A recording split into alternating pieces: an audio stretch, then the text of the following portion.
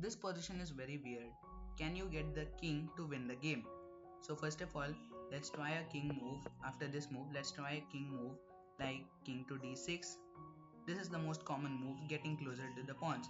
But what happens is he gets closer and now your entry to the other side of the board is completely restricted. This is called opposition because now it is you to move, and whatever you do, the king will chase you, and it's at the last it's just a draw. Okay, so after this move, king to d6 does not work. Let us instead try something like king to e6. But what happens in this case is, well, if he plays king to b6, then you can go here. Now it's the same position again, but the thing is that now you have the opposition. Now he has to move, you can take the pawn and win the other pawn and essentially win the game. But the problem arises not here. If he does not play the move king to b6 and instead plays king to a6, what you can do is you can get to the other pawn, but now he has the opposition again, and this is just a draw. So king to e6 also does not work.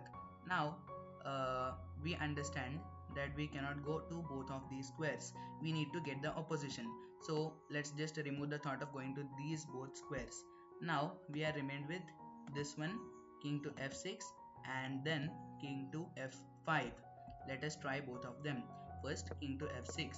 What happens is he comes here and now he has the distant opposition.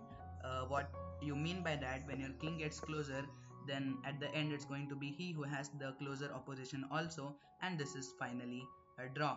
So king to f6 also does not work. Now we are left with only one move, which is king to f5, and you may think that this is looking dumb, but it's not, because in this position if he plays king to e5 a6, well, you get your king closer and now you have the opposition.